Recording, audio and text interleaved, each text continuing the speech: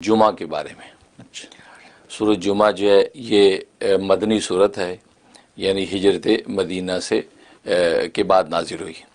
ظاہر ہے کہ جو صورتیں اور آیات ہجرت مدینہ کے بعد نازل ہوئیں وہ مدنی کہلاتی ہیں، اور جو ہجرت مدینہ سے پہلے نازل ہوئیں وہ مکی کہلاتی ہیں۔ تو سورۃ جمعہ جو ہے یہ مدنی صورت ہے، اس کی کل 11 آیات ہیں۔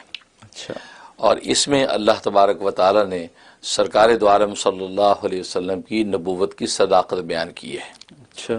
اس کو سورۃ جمعہ اس لیے کہتے ہیں کہ ظاہر ہے کہ اس کے اندر جو ہے وہ جمعے کی نماز کے حوالے سے احکامات موجود ہیں، خطبہ جمعہ کے حوالے سے احکامات موجود ہیں، تو اس لیے اس کا نام جمعہ رکھا گیا۔ اور یہ لفظ جمعہ جو ہے خود اس قرآن کریم کی سورت کے اندر موجود ہے، اس لیے اللہ تبارک و تعالی نے اس کا نام جو سورۃ جمعہ قرار دیا۔ اور یہ اس کا 62 یعنی 62واں نمبر ہے تدوین کے اعتبار سے جو ہمیں وہ چھپی ہوئی نظر آتی ہے۔ ہوا یہ کہ سرکار دو عالم صلی اللہ علیہ وسلم ایک مرتبہ جو جمعہ کی نماز کے بعد خطبہ دے رہے تھے، کیونکہ ابتدائی اسلام میں جمعے کی نماز کے بعد خطبہ ہوا کرتا تھا، جیسے عید نماز کا ہوتا ہے۔ تو آپ یہ نماز مکمل کرنے کے بعد جو ہے وہ ممبر پہ کھڑے ہیں اور خطبہ دے رہے تھے۔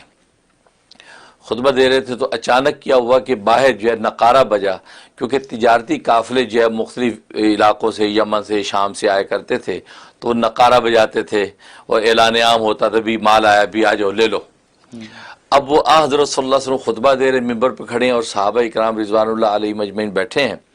اب وہ جیسے باہر نقارہ بجا تو اس وقت اتفاق سے ہے کہ مدینے کے اندر جو ہے کھانے پینے کی چیزوں کی بڑی کمی ہوئی تھی اور وہ چیزیں میسر نہیں تھیں۔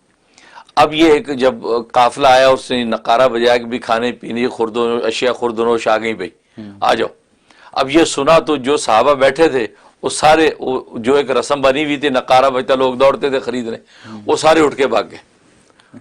حضرت صلی اللہ علیہ وسلم خطبہ دے رہے ہیں، ان کو اس چیز کا خیال لحاظ نہ رہا، اور انہوں نے چونکہ دیکھا کہ ایک عرصے سے جو ہے وہ مدینے کے اندر اشیاء خوردنوش مل نہیں رہی، تو اچانک وہ سارے جو ہے وہ سارے نکل گئے خرید و فروخت کرنے کے لیے۔ صرف 12 صحابہ بیٹھے رہ گئے، جن میں خلفاء راشدین بھی تھے اور باقی اور مخصوص صحابہ۔ تو 12 صحابہ کرام رضوان اللہ علیہ مجمعین بیٹھے رہ گئے، باقی سارے نکل گئے۔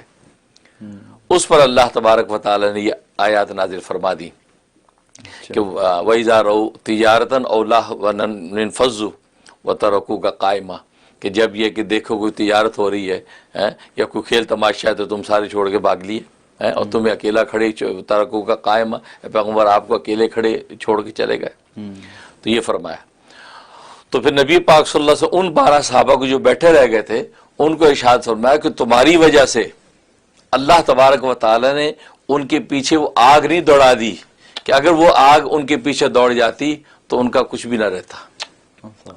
وہ تجارت کا سامان تو کیا خریدتے، ان کا اپنا وجود بھی راکھ ہو جاتا، لیکن تم 12 صحابہ بیٹھے رہ گئے، گویا کہ ان کی طرف سے گویا کہ کفایت ہو گئی، اور اللہ تبارک و تعالیٰ کی وہ آگ ان کے پیچھے نہیں گئی۔ اتنا برا، کیونکہ بہت بڑی بے ادبی کی بات ہو گئی بظاہر کہ رسول اللہ صلی اللہ علیہ وسلم گفتگو کر رہے ہیں اور وہ جناب بھاگ گئے دنیا کا مال و تجارت لیں۔ اس لیے اللہ تبارک و تعالیٰ نے اس پہ فرما دیا کہ جب دیکھا ان لوگوں نے کہ تجارت کو یا کوئی کھیل تماشا دیکھا تو بھاگ لیے اور آپ کو اکیلا کھڑا چھوڑ دیا۔ قل، اے پیغمبر ان کو کہہ دیجئے، ما عند اللہ، اللہ تبارک و تعالیٰ کے پاس جو کچھ ہے، خیر من اللہو و من التجارہ، وہ تمہاری کھیل تماشوں سے اور تمہاری تجارتوں سے زیادہ بہتر اور خیر ہے۔ یعنی آخرت کا سامان وہ زیادہ بہتر اور خیر ہے۔ کیوں کہ ظاہر ہے کہ جس تجارت و مال اور رزق کی طرف تم دوڑ رہے ہو اس کا دینے والا رازق تو اللہ ہے۔ بالکل، تم رسول اللہ صلی اللہ علیہ وسلم کی بات کو سنو، تم ادھر کیوں دوڑ رہے ہو؟ اس لیے اس میں چونکہ خیر فرمایا اللہ نے کہ بھئی وہ خیر ہے جو اللہ کے پاس ہے، اس لیے اس میں خیر اعظم کا ذکر ہے، خیر اعظم کا ذکر ہے، کیونکہ خیریں بہت ہے دنیا کے اندر، نفع کی چیزیں بہت ہے دنیا میں، تجارت بھی ایک نفع ہے اور کھیل تماشا بھی انسان کی تفریح کے لیے ایک نفع ہے، لیکن اللہ تبارک و تعالی نے جس خیر کا ذکر کیا کہ قل ما عند اللہ، جو کچھ اللہ تبارک و تعالی کے پاس ہے وہ سب سے بڑی خیر ہے، تو خیر اعظم وہی ہے جو آخرت کا سامان ہے۔ سبحان اللہ، دنیا فانی، دنیا کا سامان فانی، اور تم لوگ تجارتیں خریدی اور رزق کے لیے دوڑ رہے ہو تو اللہ تبارک و تعالی سب سے بڑا رازق ہے۔ سبحان اللہ، وہ رازق ہے، واللہ خیر الرازقین، فرمایا کہ اللہ سب رازقوں میں بہترین رازق ہے۔ تو یہ تنبیہ کر دی صحابہ کو کہ آئندہ ایسی بے ادبی نہیں ہونی چاہیے۔ تو اس میں یہ بھی سبق مل گیا کہ یہاں جو 12 صحابہ بیٹھے رہ گئے وہ ان کی وجہ سے اللہ تبارک و تعالی نے باقیوں کو ایک پکڑ اور عذاب سے محفوظ رکھا.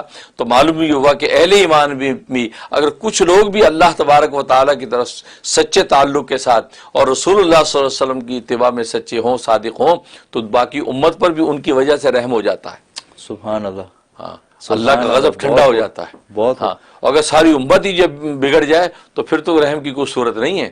اس لیے وہ لوگ ذریعہ بن جاتے ہیں کہ وہ باقیوں کو بھی عذاب سے بچا لیتے ہیں. اس لیے ان کی قدر کرنی چاہیے.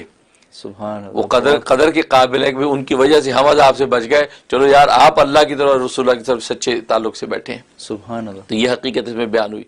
اور پھر یہود و نصارہ کے یہود کے بارے میں بیان ہوا کہ یہود چونکہ اپنے آپ کو اہل کتاب کہتے تھے، اہل کتاب اور کتاب والے تھے، اور اہل کتاب ہو کر رسول اللہ کو پہچانا نہیں. جس کتاب میں ان کی نشانیاں موجود، جس کتاب میں سارے احوال رسول اللہ کے موجود، تو یہ اہل کتاب ہو کر آپ کا انکار کیا، تکذیب کی.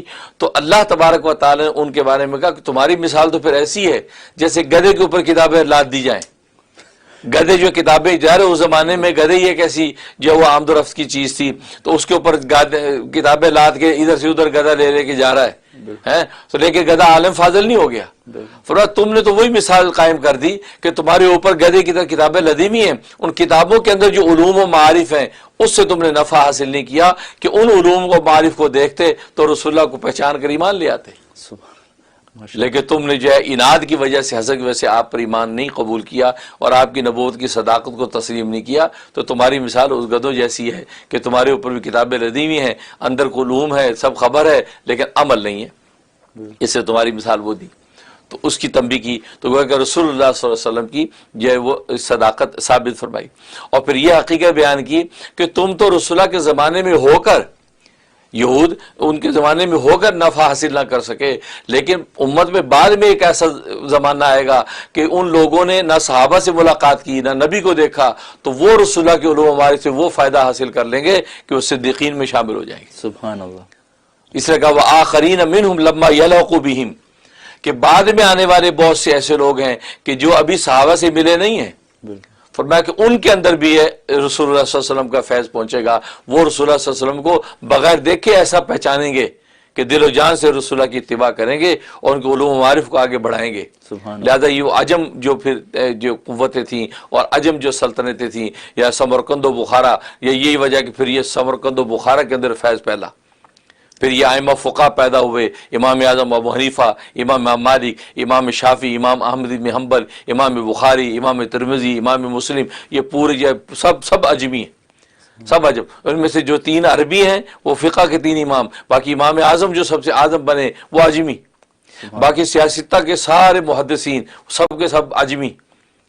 تو یہ فیض رسول اللہ کا وہاں تک پہنچا. تو گویا کہ یہ یہودیوں کو گویا کہ اشارہ کر دیا کہ تم موجود ہو کر نہیں پہچان سکے، اور جنہوں نے دیکھا نہیں لیکن دل کی آنکھ سے دیکھ کر وہ تابعدار ہو گئے اور علوم و معارف کی منزل انہوں نے طے کی. سبحان اللہ. تو یہ حقیقت سورہ جمعہ کے اندر بیان کی گئی ہے، اور جو ہے اس طریقے سے جو ہے وہ تنبیہ کی کہ آخرت کے سامان کی طرف نگاہ رکھیں اور دنیا کے سامانوں کی کوئی حقیقت نہیں. وہ اللہ تبارک تعالیٰ نے مقدر کر رکھا ہے، وہ تمہیں مل کے رہے گا. ماشاءاللہ. بہت